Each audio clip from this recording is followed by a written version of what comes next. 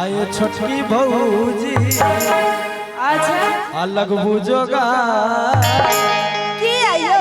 हम नहीं रहबे अच्छा अब कुमार किए न नहीं जानू हमारा के की भगवे की भगे आहा बहिन से हमारा लग भगवे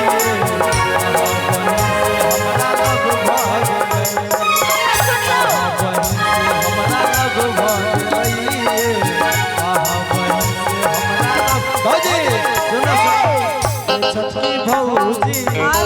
बुझोगार अब नहीं रहबे अब कुमार जानू हमारा के की भगवे दुकान कियो केनो तो करके लगा दो तनिए दिन और की इंतजार भाई? करो आहा बहिन से हमरा लब सुनिएगा भैया बोला हमरा बहन से तो प्यार करे छी ना हां भैया थोड़ा इसको हमरा बहन से प्यार करे छी ना हां बोलू कितने प्यार करे छी कतेन करे छी बहुत हां त सुनियो यो छोटका बउआ की बोला बरछी बेका बेकार कहै छौ तब की तो लगबे करे छै नहीं लागत आहा के जोगा आ पूरा गांव में सुर भगेला बाजू में आ हमरा बहिन के बियाह हो गेलै हमरा बहिन के बियाह हो गेलै यो छोटका बउआ बरछी बेका एना नहीं लागत आहा के जोगा पूरा गांव में सुर भगेला हां हमरा बहिन के बियाह हो गेलै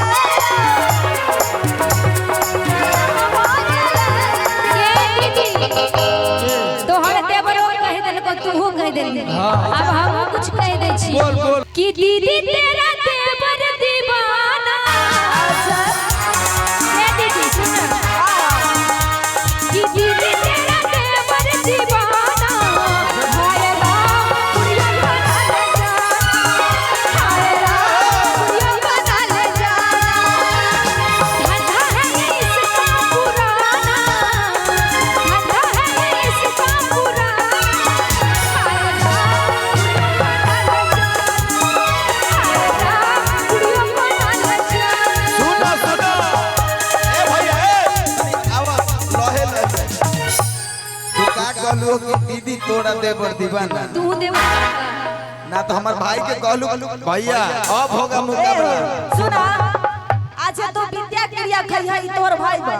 सुना तो भाई के मुंह मिलाओ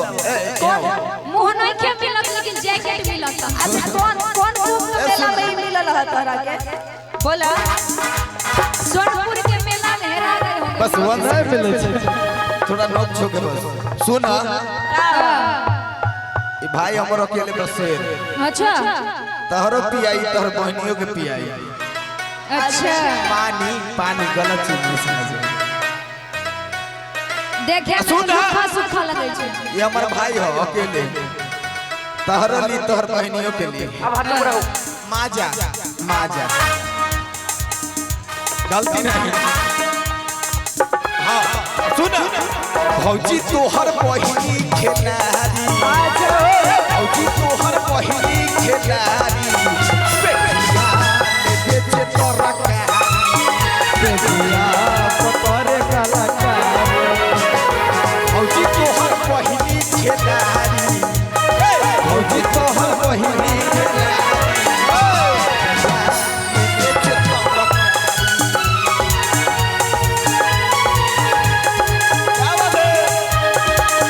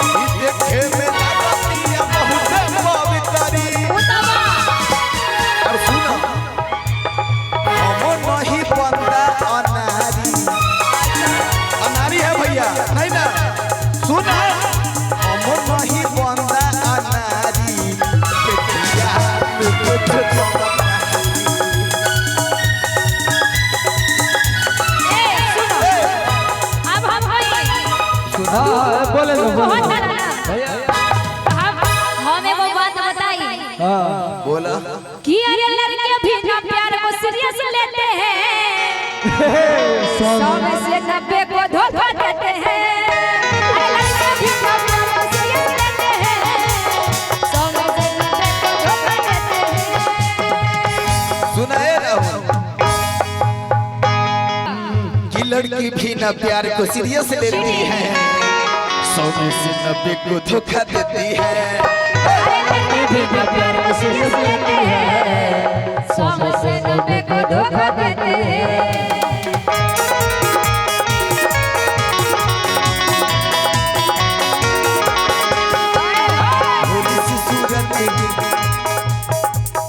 भोली सी सूरत आंखों में मस्ती दूर खड़ी शर्माही। आय हाय आय हाय आय हाय। ये ठंडा मारे जा। भोली सी सूरत आंखों में मस्ती दूर खड़ी शर्माही। भैया